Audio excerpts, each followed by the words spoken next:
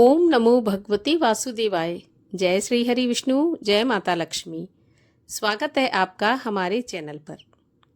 ज्येष्ठ मास के शुक्ल पक्ष की एकादशी को निर्जला एकादशी कहा जाता है। इस दिन भीमसेन ने, जो पांडव पुत्र भीम थे, उन्होंने इस दिन व्रत किया था, क्योंकि वो सभी एकादशियों का व्रत नहीं कर पाते। इसलिए उन्होंने एक निर्जल एकादशी का व्रत करके पूरी साल भर की एकादशी के व्रत का फल एक ही एकादशी में प्राप्त किया था।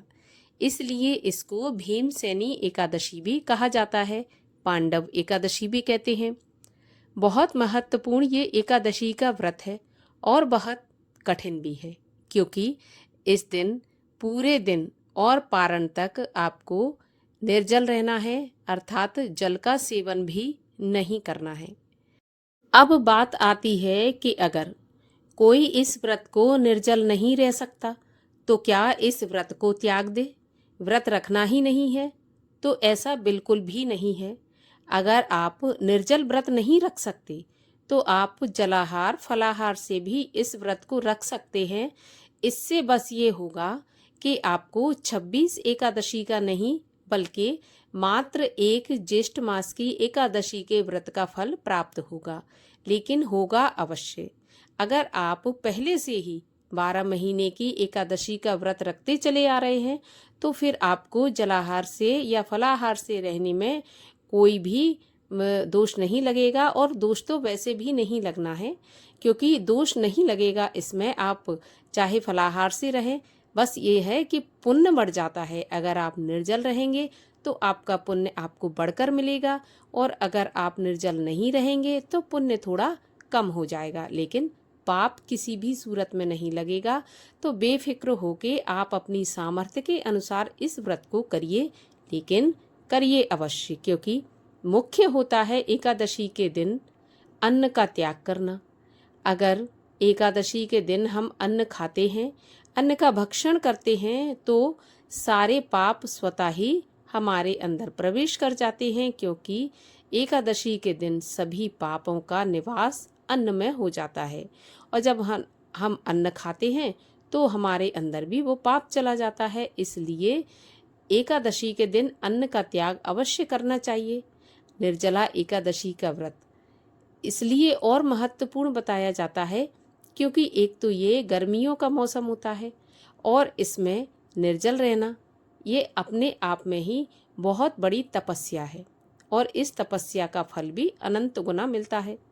अब इस बार जो निर्जला एकादशी है उसमें एक संशय की स्थिति बनी है कि व्रत किस दिन रखना है। 2 दिन एकादशी रहने वाली है, एक 6 जून को, एक 7 जून को।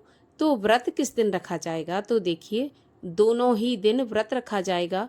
दोनों ही दिन का व्रत शुभ है, तो आप अपनी सामर्थ्य के, श्रद्धा के अनुसार जिस दिन का व्रत रखना चाहते हैं उस दिन का व्रत रख सकते हैं, परंतु व्रत रखना अवश्य है, और कम से कम अन्न का त्याग तो इस दिन अवश्य करना है।